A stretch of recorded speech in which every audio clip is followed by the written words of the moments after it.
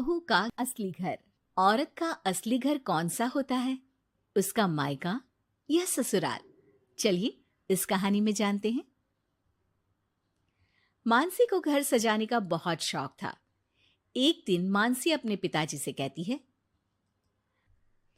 पापा, कल आते वक्त सड़क के किनारे लगे रंगीन गमले लेते आना, छत में छोटा सा गार्डन बनाऊंगी। अरे 2 महीने बाद तेरी शादी है, ससुराल जाकर ही सजाना, वही तेरा असली घर होगा। और फिर मानसी की शादी नारंग से हो जाती है। नारंग का घर होता तो है बहुत बड़ा, लेकिन पुराने तरीके का। फिर एक दिन, माँ जी देखिए, मैंने ड्राइंग रूम सजाया है। ये नया बड़ा टीवी और सोफे कैसे लग रहे हैं माँ जी? अरे ये सब नहीं चलेगा। यहाँ मेहमान आते हैं तो आराम से खटिया में बैठेंगे, सोफे में कहाँ पीठ सीधी करेंगे। और रंगीन टीवी का रिवाज हमारे घर में अभी नहीं आया है, समझी? सास मानसी को लगभग फटकार से लगाकर वहां से चली जाती है। वो सास से माफी मांगकर कमरे को फिर से पुराने जैसा ही सजा देती है। एक दिन किचन में मानसी सब्जी बना रही होती है कि तभी उसका पति वहां जाता है। अरे ये क्या कहते हैं इस सब्जी को?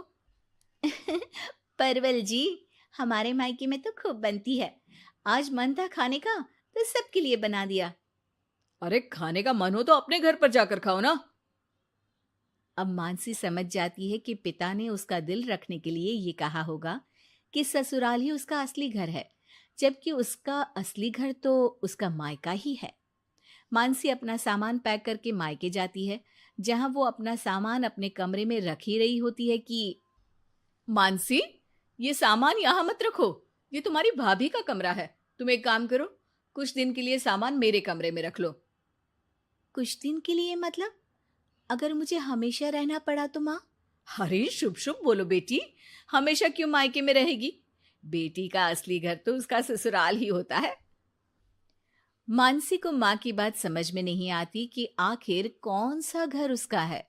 वो इसी उधेड़-बुन में अपने कमरे में जाती है जो शादी से पहले उसका हुआ करता था। अलमारी खोलती है कि तभी पीछे से उसकी भाभी उसे टोक देती है। अरे दीदी, ये क्या? कुछ चाहिए था क्या? मुझे बोल देती।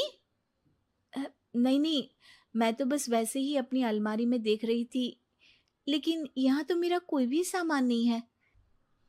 दीदी, अब ये अलमारी मेरी है। आपकी शादी के बाद कमरा और अलमारी दोनों ही मेरे हैं। अगर आपको यहाँ आना है मेरे कमरे में या अलमारी से कुछ चाहिए तो आप मेरी इजाजत ले लीजिएगा। मानसी को भाभी की बात बहुत बुरी लगती है। वो सीधे माँ के पास जाती है।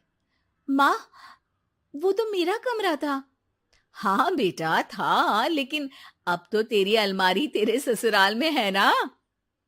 हाँ, लेकिन वहां तो मैं अपने अनुसार कुछ भी नहीं कर सकती। हर बात पर सास से पूछना पड़ता है। उनके कहे अनुसार ही घर पर रहना पड़ता है। और अब यहाँ भी तुमसे और माँ से पूछना पड़ता है। तो फिर मेरा घर कौन सा है माँ? तभी वहां मानसी की भाभी आ जाती है और वो बहुत ही समझदार महिला होती है। अरे ये तो बहुत सरल है मानसी। तुम ससुराल जाओ और कुछ महीनों तक मेरे कहे अनुसार चलो। इस सवाल का जवाब तुम्हें खुद ही मिल जाएगा। भाभी उसके कान में कुछ बातें कहती हैं, जिसे सुनकर मानसी अपने ससुराल चली जाती है। अरे आज सुबह सुबह काम वाली के लिए दरवाजा किसने खोला?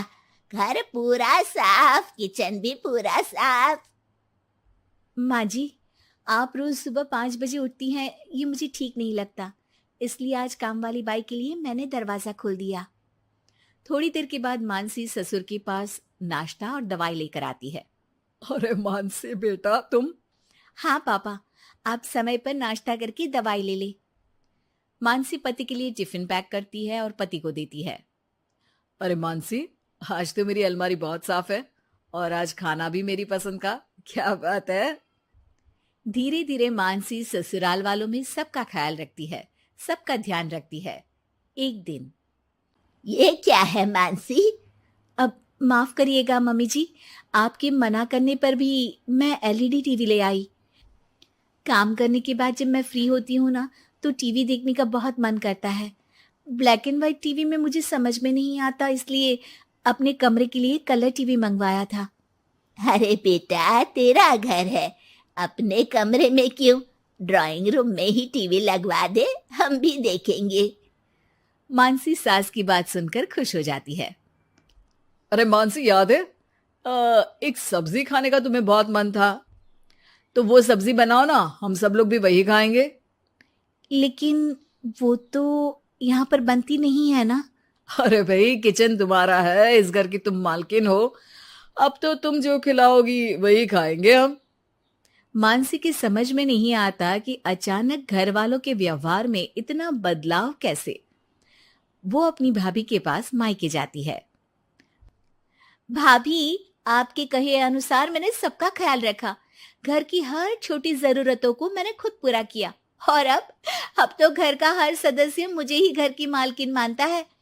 लेकिन ये क्या फॉर्मूला थी भाभी, समझी नहीं मैं।